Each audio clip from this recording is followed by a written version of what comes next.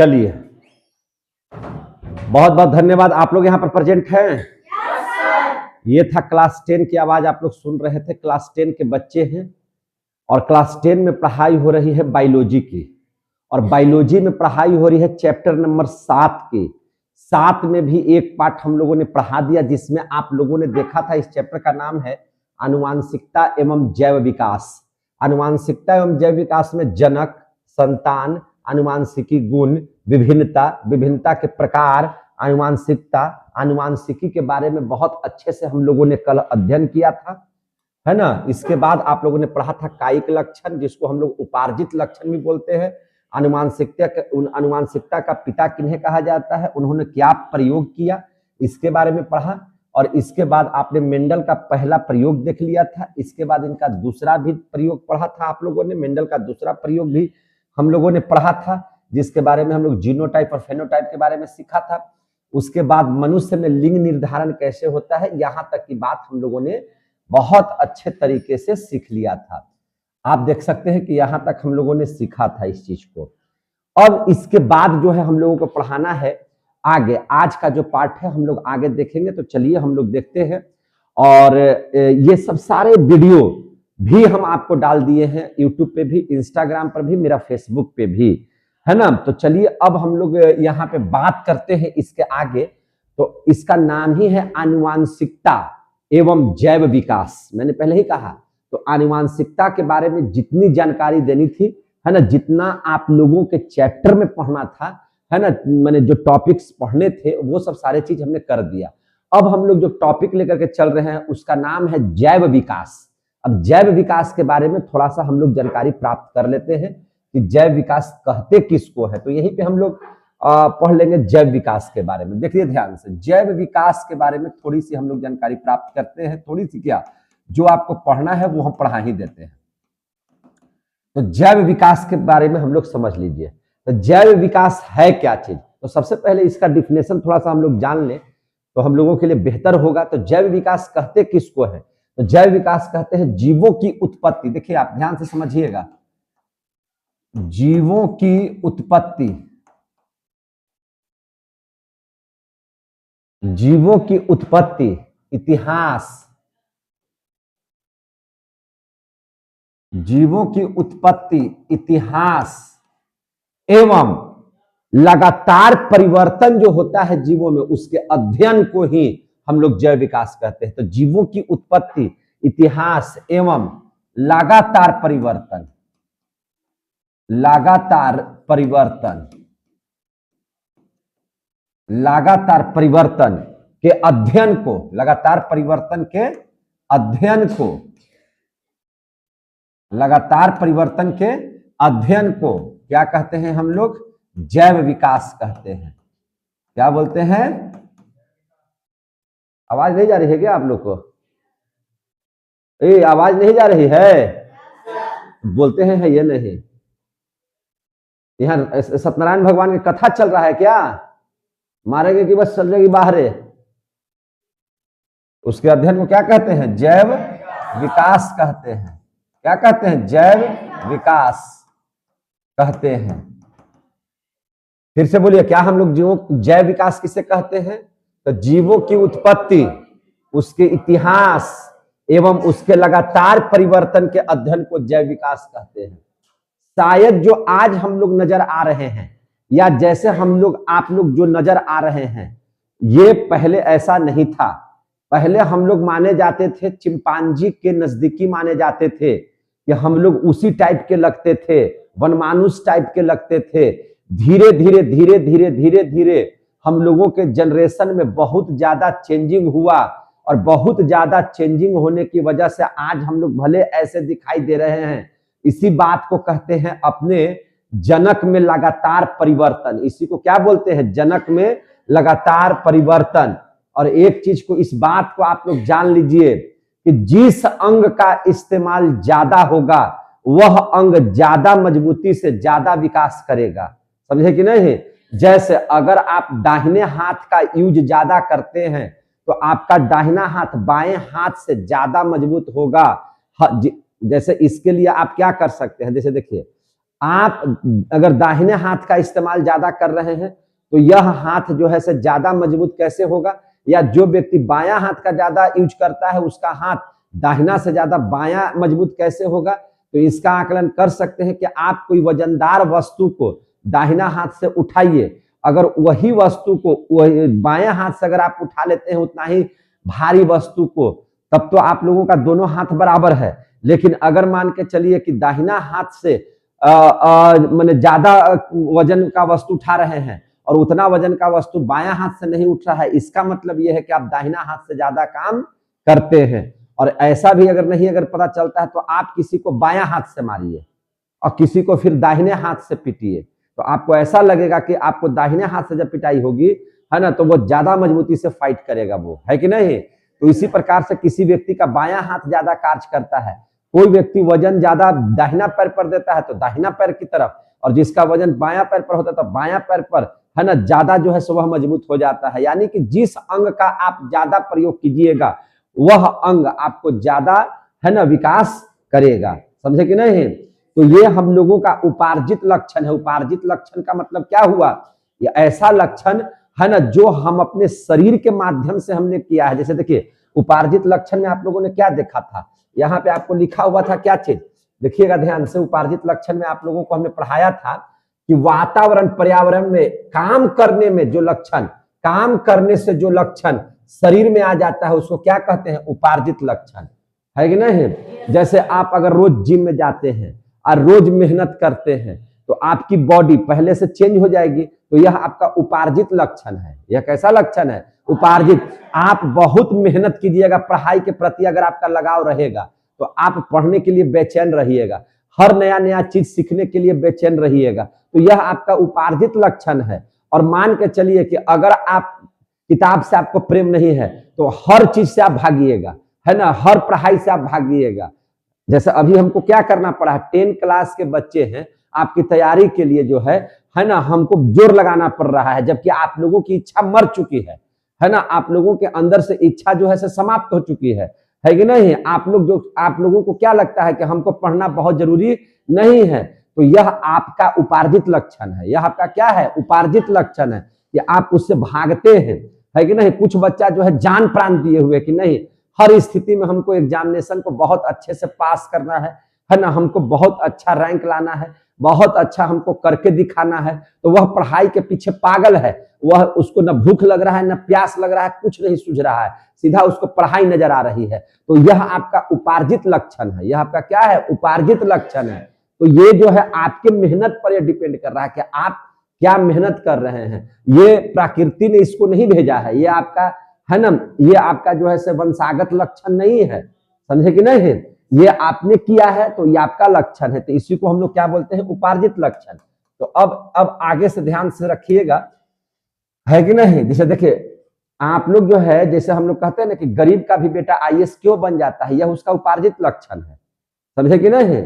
आप देखिएगा घर में दारू पीता है उसका गार्जियन, है ना, दिन भर खेत में मजदूरी करता है उसका गार्जियन, अब बेटा बन जाता है रेलवे में ऑफिसर, है ना, बैंक का ऑफिसर, है ना, दुनिया में ऑफिसर बन करके उभरता है, तो यह उस बच्चे का उपार्जित लक्षण है कि नहीं। वह उसने अपना मेहनत किया और कर लिया। और बहुते आप देखे होंगे कि बहुत बढ़िया बढ़िया घर के बच्चे जो है से खत्म कहानी उनका हो गया, है ना। पढ़ाई में एक तरीके भी, जैसे किसी भी बच्चे का पढ़ाई में मन नहीं लगता है, यह उसका उपार्जित लक्षण है कि नहीं, आपका उधर ध्यान ही नहीं जाता है। तो ये सब सारे चीजें जो है आपको समझने पड़ेंगे। तो अब देख लीजिए जैव का विकास, जैव का मतलब जीव, और विकास, उसका विकास की हम लोग चर्चा करेंगे। तो ऐसा कहा जाता है कि जीव का सबसे पहले जो विकास हुआ था पानी में हुआ था। जीव का विकास कहाँ हुआ था, पानी में। ऐसा मानना है कि जैव विकास का जो पहला चीज था, जैव विकास पहला कहाँ हुआ था, उसका पानी में। पानी बोले तो जल में, है कि नहीं। जब जल के भी ऐसा भी तो होगा कि जल के किनारे जहां पे कुछ स्थल होगा तो वहां पर भी कुछ जीव की उत्पत्ति हुई होगी, तो वह जीव क्या हो गया, जल से धीरे धीरे किस पर आ गया, स्थल पर आ गया, और विकास किया तो कहां आ गया, स्थल पर आ गया। स्थल माने जमीन पर आ गया। और विकास हुआ तो वह हवा में भी उड़ने लगा। कहां उड़ने लगा, हवा में भी उड़ने लगा। और जीवों में विकास हुआ तो वह क्या बन गया, मानव का रूप धारण कर लिया। किसका रूप धारण कर लिया, मानव का। लेकिन ऐसा कहा जाता है कि सबसे पहले जो जीव है वह कहाँ आए होंगे, पानी में ही जन्म लिए होंगे। पानी से धीरे धीरे वो विकास करते गए तो स्थल पर आए, स्थल पर और विकास किए तो हवा में उड़ने लगे, और तब और विकास किए होंगे तो मानव के घर में इनकी उत्पत्ति हुई, ऐसा मैंने मानना है। तो ये जैव विकास का जो है सबसे पहले जन्म कहाँ हुआ, हमने इस बात को कहा जीवों का सबसे पहले जन्म कहाँ हुआ, तो पानी में। जैसे जैसे विकास हुआ वैसे वैसे इस तरह से रूप धारण करने लगे। समझ में आ रही है बात? अब देख लीजिए, जैव विकास को हम लोगों ने 3 भागों में बांट करके 3 लोगों के सिद्धांत के बारे में हम लोग पढ़ेंगे यहाँ पे जैव विकास में। तो यहाँ पे देखिए ध्यान से, तो ये जैव विकास है, ध्यान से समझिएगा, ये जैव विकास है। तो जैव विकास को हम यहाँ पे है ना ऐसे करके विभक्त करते हैं, और सबसे पहले इसमें हम लोग देखते हैं चार्ल्स डार्विन, है ना। इसको कितने जैव विकास को बताने वाले कितने लोग हैं, तो एक है चार्ल्स डार्विन, है ना, इनका नाम क्या है, चार्ल्स डार्विन। ये क्वेश्चन आता है आप लोगों को, इसलिए इसको ध्यान से समझिएगा। चार्ल्स डार्विन है। दूसरा जो है से उनका नाम है लैमार्क, क्या नाम है, लैमार्क। और तीसरे के बारे में भी पढ़ने के लिए आपको लिखा हुआ है, जिसके बारे में है हुंगो डी ब्रिज। क्या नाम है, हुंगो डी ब्रिज, हुंगो डी ब्रिज। ये 3 वैज्ञानिक हुए जिन्होंने जैव विकास के बारे में अपना मंतव्य दिया। और क्या क्या दिया, तो देखिए डार्विन की एक बहुत सुंदर पुस्तक है, ये पूछा गया है क्वेश्चन। इनकी जो पुस्तक है सबसे पहले इसका नाम याद रखिएगा। तो चार्ल्स डार्विन ने एक पुस्तक लिखी जिसका नाम था ओरिजिन ऑफ स्पीसीज, है ना। क्या नाम था, origin of species, origin of species.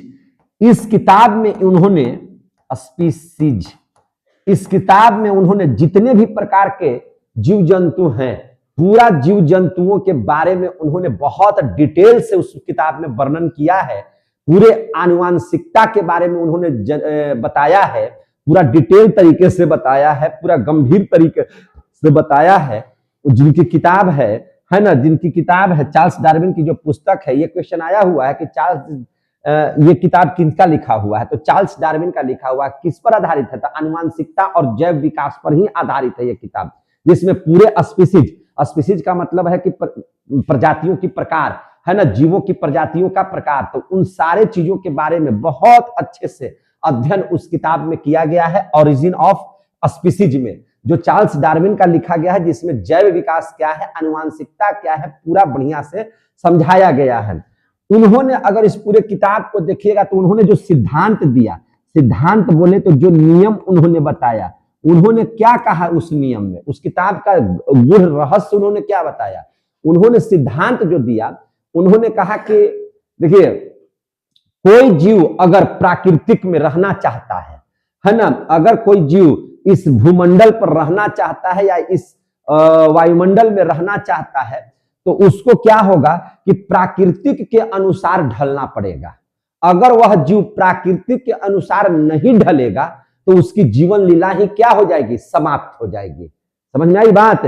उन्होंने क्या कहा कि किसी भी जीव को अगर जिंदा रहना है, किसी भी जीव को यहाँ पे अपनी संख्या को बढ़ाना है, तो उसको अपने प्राकृतिक ने जो वातावरण तैयार किया है उसके अनुरूप ढलना पड़ेगा।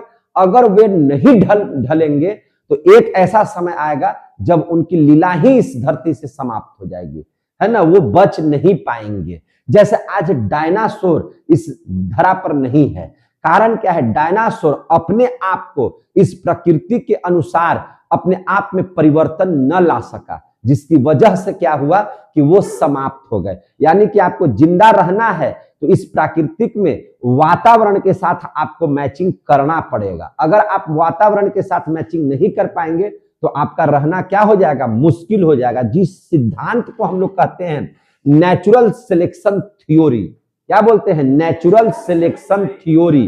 तो उन्होंने क्या चीज का सिद्धांत दिया है ना, नेचुरल, उन्होंने क्या चीज का सिद्धांत दिया, natural selection theory, selection theory का सिद्धांत दिया, थ्योरी का सिद्धांत दिया। इसका मतलब क्या होता है, नेचुरल, नेचुरल माने होता है प्राकृतिक, क्या होता है? प्राकृतिक। सिलेक्शन का मतलब होता है चयन, है ना, तो प्राकृतिक चयन। और थ्योरी का मतलब क्या होता है? तो थ्योरी का मतलब होता है सिद्धांत, है कि नहीं? तो उन्होंने प्राकृतिक चयन का सिद्धांत दिया। प्राकृतिक चयन का क्या दिया? सिद्धांत। इसका मतलब क्या हुआ? तो इसका मतलब हुआ कि कोई जीव अगर प्राकृतिक के अनुसार नहीं ढलेगा, अगर कोई जीव प्राकृतिक के अनुसार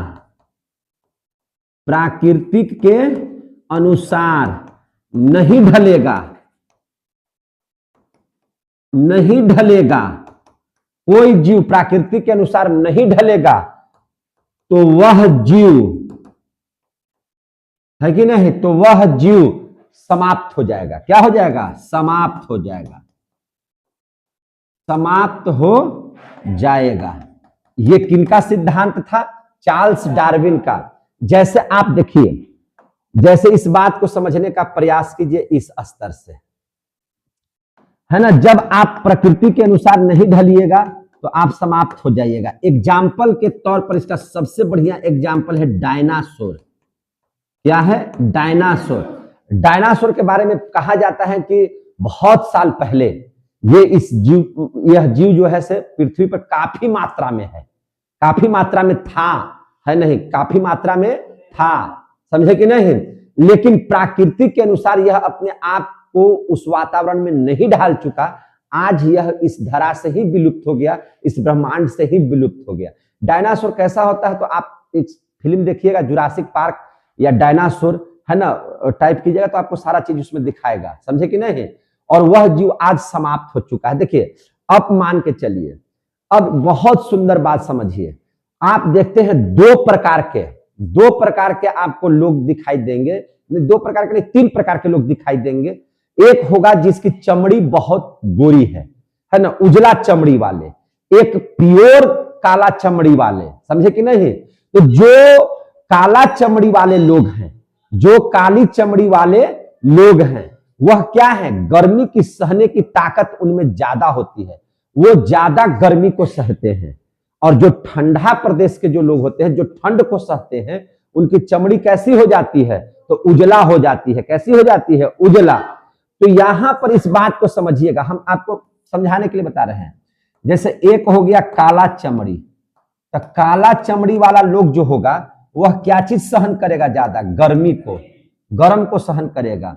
और उजला जो चमड़ी वाला होगा, सफेद चमड़ी वाला जो होगा, तो सफेद चमड़ी का लोग किसका ज्यादा सहन करेगा? ठंडा। तो ठंडा को ये दोनों क्या करेगा? गर्म ठंडा को क्या करेगा? सहेगा, बर्दाश्त करने की क्या होगी? शक्ति होगी इसमें। अब आप हमको बताइए, जैसे अंग्रेज है ना, उनका चमड़ी कैसा था?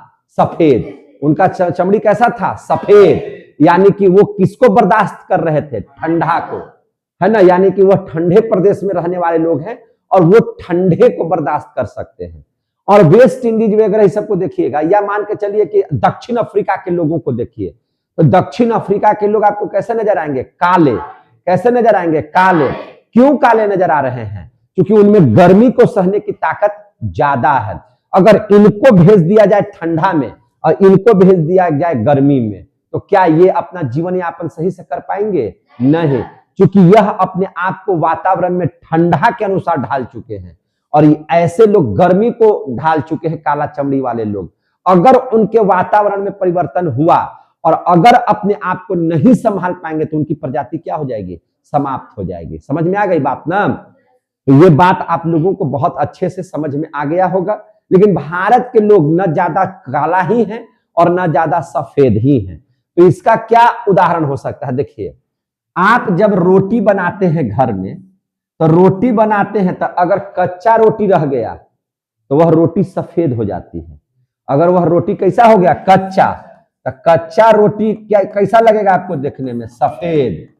और अगर रोटी जल गया, जला हुआ रोटी, जला रोटी आपको कैसा लगेगा? काला। जला रोटी कैसा लगेगा? काला। तो हम लोग भैया न कच्चा है न जरल है, न हम लोग कच्चा है न हम लोग जरा हुआ है। हम लोग एकदम जैसा रोटी चाहिए वैसा है, इसीलिए ना हम सफेद हैं और न ज्यादा काला है, हम लोग कैसा है, सांवला है, यानी कि सांवला सबसे बढ़िया है। ना हम लोग सफेद हैं, ना हम लोग जरे हुए हैं, काला है। तो हम लोग वैसे रोटी हैं, भगवान के द्वारा बनाए गए तावा पर के वैसे रोटी हैं जो न कच्चा है, न जरल है, न खूब बढ़िया खाए लायक रोटी है। यानी कि भारत के लोग बिजोड़ हैं। कैसे हैं? बिजोड़ हैं। अब आ गया समझ में? तो चलिए, इसके माध्यम से भी आप लोग समझ लिए तो अच्छा है, नहीं समझे तो और अच्छा है कि नहीं? तो ये आप लोगों को समझ में आ गया होगा बात। अब देख लीजिए यहाँ लैमार्क के बारे में, यहां तक तो पढ़ लिए चार्ल्स डार्विन के बारे में। इससे क्वेश्चन आपको आएगा कि चार्ल्स डार्विन ने कौन सा सिद्धांत दिया है, तो आपको बताना पड़ेगा नेचुरल सिलेक्शन थ्योरी के बारे में, है ना। नेचुरल सिलेक्शन थ्योरी क्या कहता है, तो ये बात लिखना होगा कि अगर कोई जीव, है ना, अगर प्राकृतिक के अनुसार नहीं ढलेगा तो उनकी जीवन लीला एक न एक दिन समाप्त हो जाएगी, जैसे डायनासोर, है कि नहीं।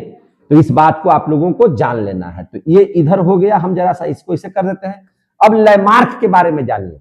लैमार्क ने क्या सिद्धांत दिया था, तो लैमार्क ने जो सिद्धांत दिया उसको कहते हैं उपार्जित लक्षण का सिद्धांत। क्या बोलते हैं? उपार्जित लक्षण का सिद्धांत। उपार्जित लक्षण का सिद्धांत, लक्षण का सिद्धांत इन्होंने दिया। उन्होंने कहा कि आप अगर जिस अंग से ज्यादा काम लेंगे वह अंग आपका ज्यादा मजबूत होगा, है कि नहीं? है ना। जैसे एक लोहार है, अगर वह दिन भर लोहा पीटता है तो वह अंग उसका बहुत मजबूत हो जाएगा। लेकिन उन्होंने एक बात थोड़ा सा गलती कह दिया। उन्होंने क्या कह दिया कि यह जो काम करने पर जो ताकत मिलेगी यह उसका वंशानुगत हो जाएगा। यह क्या हो जाएगा? वंशानुगत। लेकिन यह बात सही नहीं है ना। मैंने बोला कि वह उसके डीएनए में प्रवेश कर जाएगा। जैसे मान के चलिए कि अगर लोहार जो है दिन भर हथौड़ा पीटते पीटते उसका हाथ पूरा गठिया जाता है, जिम ज्वाइन करने वाला व्यक्ति जो है दिन अपने बॉडी को बनाते बनाते उसका बॉडी उस स्ट्रक्चर का हो जाता है, तो वह उसका चीज, वह उसके क्या हो जाएगा? आनुवांशिक हो जाएगा, माने वह उसके शरीर में प्रवेश कर जाएगा, डीएनए में प्रवेश कर जाएगा। यह बात उचित नहीं है। पहलवान का बेटा कभी पहलवान नहीं हो सकता है जब तक कि वह कड़ी मेहनत नहीं करेगा, है कि नहीं। विद्वान का बेटा विद्वान नहीं हो सकता है अगर वह नहीं पढ़ेगा, है कि नहीं। इसके लिए उसको खुद से करना पड़ेगा। तो इनका थ्योरी उतना ये ऐसा नहीं था कि बहुत साफ सुथरा था, है ना।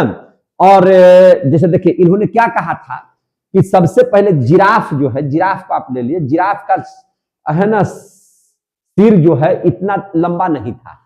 उसने क्या किया भाई, जिराफ जो है पहले कुछ पेड़ों की पत्तियों को खाने के लिए अपने गर्दन को ऊंचा किया। तो बहुत सारी प्रजातियां गर्दन को ऊंचा कर रही थी, है कि नहीं। फिर उनका जनरेशन आया तो और पत्तियों खाने के लिए और ऊंचा किया, फिर और आया तो और ऊंचा किया, और आया तो और ऊंचा किया, और आया तो और ऊंचा किया, और आया तो और ऊंचा किया। और करोड़ों वर्षों तक ऐसे उनका जनरेशन परिवर्तन होते गया और एक समय आया कि जिराफ का गर्दन काफी लंबा होने लगा। समझे कि नहीं? ये सिद्धांत किसने दिया था? लैमार्क ने। किसने दिया था? लैमार्क ने। समझे कि नहीं? तो भाई प्रश्न करने वाले बहुत से लोग हैं, आप ही लोग जैसा प्रश्न करने वाले बहुत सारे बच्चे उठे।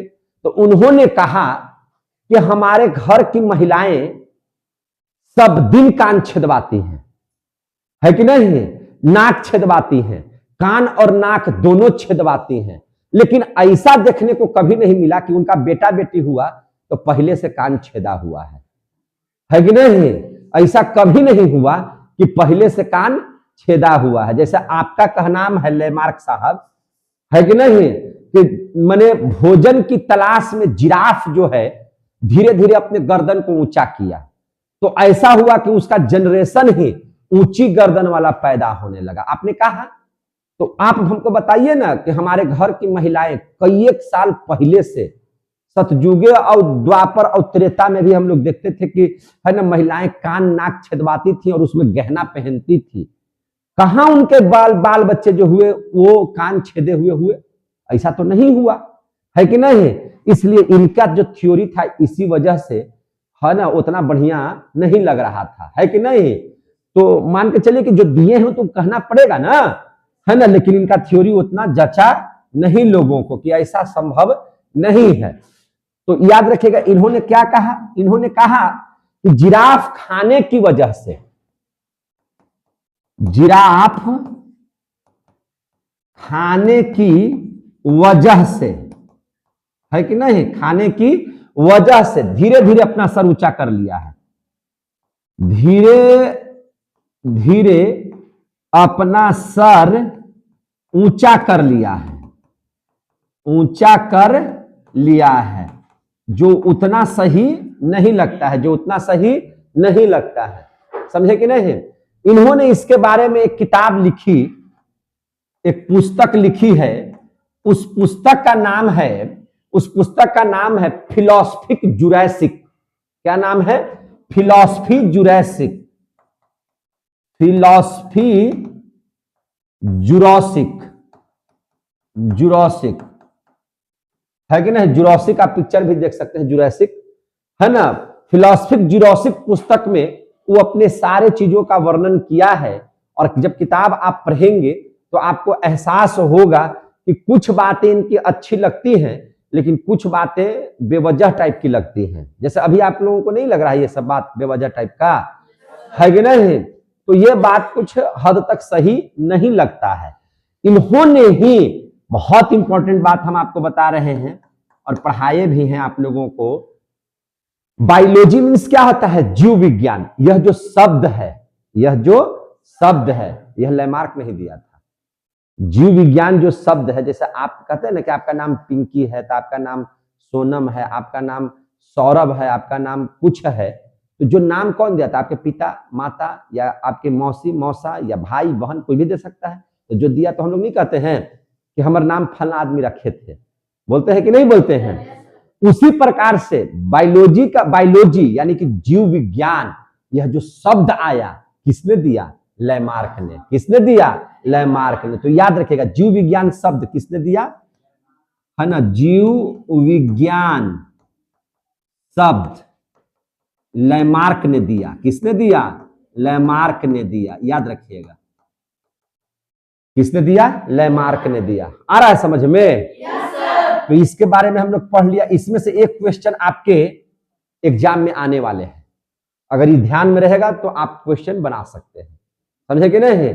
भूल जाइएगा तो आप लोग तो पढ़ रहे हैं, भूल रहे हैं, इसलिए तो हम बुला रहे हैं कि आप लोग भी रिवीजन करते रहिए। उसमें हुंगो डी ब्रिज, लगातार रिवीजन में रहिए, लगातार पढ़ाई पर रहिए, ताकि समय पर क्वेश्चन आए तो आप सब हल कर सके। हुंगो डी ब्रिज, इन्होंने उत्परिवर्तन का सिद्धांत दिया। किसका सिद्धांत दिया? उत्परिवर्तन का सिद्धांत दिया। उत्परिवर्तन का सिद्धांत क्या हुआ? उत्परिवर्तन का क्या सिद्धांत था? अचानक शरीर में कोई परिवर्तन, अचानक शरीर में कोई परिवर्तन, अचानक शरीर में कोई परिवर्तन का सिद्धांत इन्होंने दिया। जैसे मान के चलिए, अगर मान के चलिए कि एकाएक हमारा कोई परिवर्तन हुआ, पीछे से हमको पंख लग जाए, तो पंख लग जाएगा तो हम लोग भी आसमान में क्या होने लगेंगे? उड़ने लगेंगे। क्या होने लगेंगे? उड़ने लगेंगे। तो यह क्या हुआ? अचानक हमारे शरीर में परिवर्तन हुआ। जैसे बहुत सारे चुटा चुटी देखिएगा, आपको जमीन पर रेंगते हुए रहेंगे, लेकिन ऐसा भी चुटा है ना जिसका पंख लगा हुआ है, तो वह उसके शरीर में क्या हुआ? परिवर्तन। उसके शरीर में क्या हुआ? परिवर्तन। और उनसे जो जीव उत्पन्न होंगे वो भी पंखधारी होंगे। कैसे होंगे? पंखधारी होंगे। समझे कि नहीं? तो वही बोले उत्परिवर्तन का सिद्धांत। तो आपसे पूछेगा कि चार्ल्स डार्विन का क्या सिद्धांत था? तो नेचुरल सिलेक्शन थ्योरी था। इनका क्या सिद्धांत था? उपार्जित लक्षण का सिद्धांत था। और हुंगो डी ब्रिज का क्या सिद्धांत था? तो उत्परिवर्तन का सिद्धांत था। समझ में आ रही है बात? तो ये सिद्धांत आप लोग ध्यान में रखेंगे और इसको बढ़िया से समझेंगे। समझे कि नहीं? अब देख लीजिए, एक बात समझिए, आर्कियोप्टेरिक्स, एक हम जीव का नाम ले रहे हैं जिसका नाम है आर्कियोप्टेरिक्स, है ना? आर्कियोप्टेरिक्स, है ना? आर्कियोप्टेरिक्स नाम का एक जीव है जो रेंग करके भी चलता है। जो कैसे चलता है? रेंग करके भी चलता है, और कभी कभी वह हवा में उड़ता भी है। वह कभी कभी हवा में क्या होता है, उड़ता भी है, चलता भी है, उड़ता भी है। तो यह जो आर्कियोप्टेरिक्स जीव है, तो यह क्या किया, तो यह जो जीव है यह रेप्टेलिया और एविज दोनों के बीच की कड़ी हो गई, दोनों के बीच की क्या हो गई, कड़ी। क्योंकि इसमें जो है कुछ गुण किसका है, रिंग करके चलने वाले का भी है। तो रिंग वाला, जैसे मान के चलिए, ध्यान से समझिए इस मैटर को, हम कह रहे हैं कि कोई जीव है, जैसे मान के चलिए कि ये भी मुंह फुलेले है, ध्यान से समझिए, देखिए ध्यान से, ये जैसे है, ये भी मुंह फुलेले है और ये भी क्या है, मुंह फुलेले है, दोनों मुंह फुलेले है, समझे कि नहीं। तो कोई ऐसा होता है ना बीच का आदमी जो इसका भी दोस्त है और इसका भी दोस्त है, तो दोनों को पकड़ ले है कि नहीं, दोनों को क्या किया है, पकड़ ले है। तो यह क्या हो गया, ये तो बीच की कड़ी हो गई दोनों को मिलाने के लिए, है कि नहीं। तो उसी प्रकार से एक जीव है, इसके बारे में आता है क्वेश्चन, इसलिए लिखवा दे रहे हैं, है ना, जिसका नाम है आर्कियोप्टेरिक्स।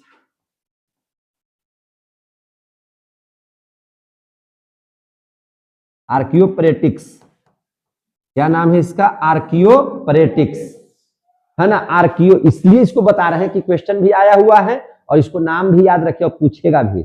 आर्कियोप्टेरिक्स एक जीव है, यह क्या है, एक जीव है। और यह जीव करता क्या है, तो इसमें रेप्टेलिया एवं एबिज, एविज किसको बोलते हैं, उड़ने वाले को, पक्षी को, है ना, एविज दोनों का गुण है, दोनों का गुण है। तो दोनों का गुण है, इसका मतलब क्या हुआ, तो इसका मतलब हुआ कि यह रेप्टेलिया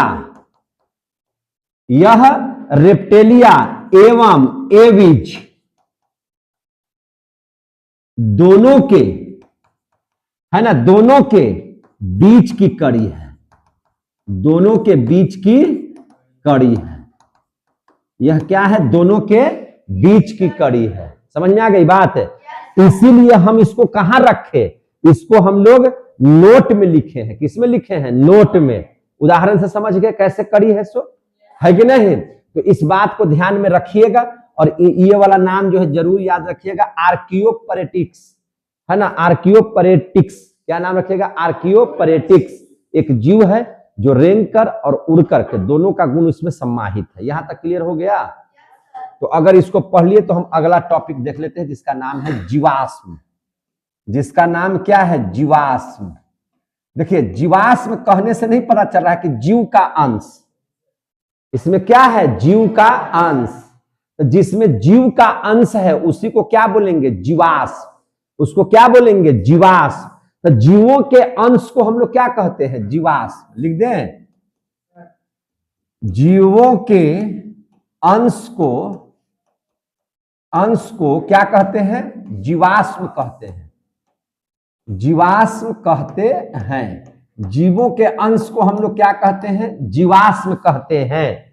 और याद रखिए, अगर इसका अध्ययन हम लोग करेंगे, इसकी पढ़ाई करेंगे, तो इसकी पढ़ाई को, जीवाश्म के अध्ययन को ही हम लोग जीवाश्म विज्ञान कहते हैं। क्या कहते हैं, जीवाश्म विज्ञान। तो हम लोग इस बात को भी लिख देते हैं कि जीवाश्म के अध्ययन को, जीवाश्म के अध्ययन को, जीवाश्म के अध्ययन को जीवाश्म विज्ञान कहते हैं, है ना, जीवाश्म विज्ञान कहते हैं।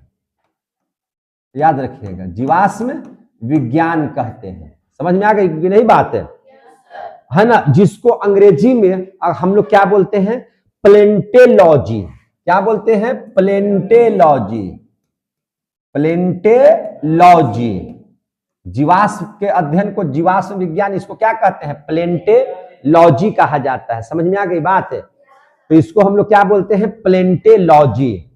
देखिए, एक बात आप लोग समझिए, जब आपसे पूछा जाएगा क्वेश्चन कि मानव की उत्पत्ति सबसे पहले कहां हुई, किस देश में, किस महाद्वीप में, किस जगह पर हुई, ये बात बोल रहे हैं। तो ध्यान से समझिए, मानव की जो उत्पत्ति है, देखिए आप किसी भी जीवाश्म का आयु पता लगाना है, पहले इसको समझ लीजिए। जीवाश्म की आयु का पता, किसी की आयु का पता अगर लगाना है तो जीवाश्म के आयु की पता कैसे चलता है? तो कार्बन 14 विधि द्वारा। कैसे? कार्बन 14 विधि द्वारा, है कि नहीं? यह एक वैज्ञानिक विधि है कार्बन 14, जिससे है ना किसी भी जीवाश्म के आयु की पता लगाया जाता है। 14 विधि द्वारा क्या होता है? जीवाश्म के आयु कार्बन विधि द्वारा पता लगाया जाता है। क्या लगाया जाता है? पता लगाया जाता है। समझ में आ गई बात ना? ये पता लगाया जाता है। इसी को हम लोग रेडियो है ना कार्बन विधि कहते हैं। इसी को हम लोग क्या कहते हैं? इसी को रेडियो कार्बन विधि कहते हैं। रेडियो कार्बन विधि कहते हैं। इसी को क्या कहते हैं? रेडियो कार्बन विधि कहते हैं। समझे कि नहीं? तो इस बात को समझिएगा। तो जैसे देखिए, हम लोगों ने कहा मैंने कभी कभी खुदाई होती होगी, तो खुदाई होने के बाद जीवों की हड्डियां मिली। तो जीवों की जब हड्डियां मिली और कार्बन 14 विधि से जब हम लोगों ने इसको पता लगाया, मालूम चला कि वह डायनासोर का है। वह हड्डी किसका है? डायनासोर का है। मतलब क्या हो गया कि वहां डायनासोर हुआ, वहां डायनासोर था, वहां डायनासोर क्या था? तो मैंने इसी से पता चला कि यह हड्डी किसकी है? डायनासोर की हड्डी है। जैसे, और यह कहां मिलती है? तो हमेशा चट्टानों के बीच में मिलती है। कभी भूकंप आया होगा, किसी कारण बस चट्टानों के अंदर में दब गए होंगे, या जीव भी सड़ने गलने के बाद वह अवसादी चट्टान के रूप में उत्पन्न होता है, तो चट्टानों के बीच में है। यह चट्टानों के बीच मिलता है। समझे कि नहीं? यह कहां मिलता है? चट्टानों के बीच। जीव कहां मिलते हैं? चट्टानों के बीच। अब देख लीजिए, समझिए इस बात को। मानव की उत्पत्ति जो है, मानव की उत्पत्ति, तो मानव की उत्पत्ति 7 महाद्वीपों में सबसे पहले मिला अफ्रीका महाद्वीप में। कहां पे? अफ्रीका महाद्वीप में। अफ्रीका महाद्वीप में। अफ्रीका महाद्वीप के किस शहर में? तो इथोपिया में। कहां मिला? इथोपिया में। याद रखिएगा, कहां पे? इथोपिया में। इथोपिया में मिला। समझे कि नहीं? अब इसको हम लोग कैसे पता लगाए? तो खुदाई के दौरान सबसे पुराना हड्डी जो मानव की मिली, पुराना हड्डी, वह दक्षिण अफ्रीका में मिली। मिला तो सब जगह था, लेकिन जब हड्डियों का पता लगाया गया कि यह हड्डियां कितनी पुरानी हैं, तो मालूम चला कि दक्षिण अफ्रीका में है ना जो मानव की हड्डी मिली है वह 2 लाख वर्ष पुराना है। कितना पुराना है? 2 लाख वर्ष पुराना है ना? तो इथोपिया में जो मानव की हड्डी जो है, मानव की हड्डी बोले तो क्या चीज? जीवाश्म। जीवाश्म मिला जो कितना पुराना है? जो 2 लाख वर्ष पुराना है। 2 लाख वर्ष क्या है? पुराना है। तो हम लोगों ने देखा कि मान के चलिए कि कोई 1 लाख वर्ष पुराना है, एशिया में है, लेकिन वो 2 लाख वर्ष पहले का है, तो वो ज्यादा ना पहले है। अभी अगर 2 लाख पहले से कहीं और ज्यादा मिल जाएगा कि नहीं 4 लाख पुराना है वर्ष, है ना, तो हम लोग मानेंगे कि मानव पहले वही था। लेकिन अभी तक यही पता लगा है कि सबसे पुराना हड्डी मानव का दक्षिण अफ्रीका में ही मिला है, इथोपिया में मिला है। इसीलिए हम लोग कहते हैं कि मानव ने सबसे पहले जन्म लिया था तो वह अफ्रीका महाद्वीप में। किस महाद्वीप में? अफ्रीका महाद्वीप में। समझ में आ रही है कि नहीं? बात समझ में आ रही है? मानव किस जंतु के सबसे नजदीक था? उसका शकल, उसका गुण, उसका डीएनए किससे मिलता जुलता था? तो उसका रूप सबसे ज्यादा मिलता था चिंपांजी से। किससे? चिंपांजी से। तो मानव का जो उत्पत्ति आप लोग पढ़िए, तो मानव जो है, मानव किसके करीब था? चिंपांजी के। मानव किसके करीब था? चिंपांजी के। चिंपांजी के निकट है। चिंपांजी के निकट है। कितना % निकट है? लगभग 99% हम लोगों का मिलता है। 99% लक्षण हम लोगों का उसी से मिलता है। किससे? चिंपांजी से। यह बात का पता कैसे लगा?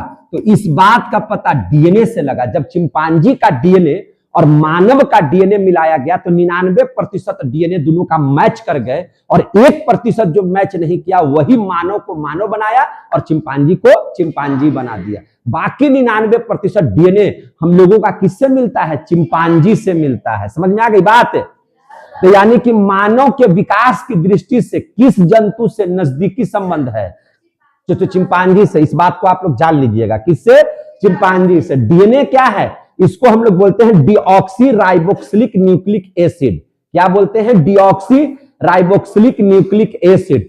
जैसे मान के चलिए कि कोई भी व्यक्ति है, कोई आ गया कहा कि नहीं हम आप ही के बच्चे हैं, है कि नहीं, तो इस बात का पता लगाने के लिए क्या करना पड़ेगा? डीएनए का पता लगाना। डीएनए बोले तो डीऑक्सीराइबोक्सिलिक न्यूक्लिक। आपका बाल में भी डीएनए, आपके बाल से भी डीएनए का पता लगा, आपके नाखून से, शरीर के किसी भी अंग से, ब्लड से, है ना, आपका ब्लड उसका ब्लड मिलाकर के मैचिंग किया जाएगा, आपका बाल उसका बाल मिलाकर के मैचिंग किया जाएगा। अगर डीएनए मिल गया तो आपका बच्चा है, नहीं मिला तो आपका बच्चा नहीं है। समझ में आ गई बात ना? तो ये डीएनए इतना प्रभावी होता है। तो डीएनए जो है उसी के आधार पर हम लोग क्या कर सकते हैं, है ना, बता सकते हैं कि हम लोग किसके नजदीक है? चिंपांजी के नजदीक है। 99% लक्षण उससे मिलते हैं, 1% जो नहीं मिलते हैं वही हम लोगों को एक दूसरे से क्या करते हैं? अलग करते हैं। अगर यहां तक मैटर समझ में आ गया तो चैप्टर समाप्त हो गया, है कि नहीं? आप सभी बच्चे इस बात को समझ लीजिए कि आपका चैप्टर क्या हो गया? समाप्त हो गया। यानी कि आप लोगों ने जो पढ़ा 7वां चैप्टर जिसका नाम था आनुवांशिकी एवं जैव विकास, हम इसकी समाप्ति की घोषणा करते हैं। आप जब किताब पढ़िएगा तो एक एक टॉपिक आपको बहुत अच्छे से मिल जाएगा, आपको हम लिखवा भी दिया जाएगा, सारा चीज आपका हो जाएगा, है कि नहीं? और अब हम लोग जो है लास्ट चैप्टर जो पढ़ेंगे, है कि नहीं,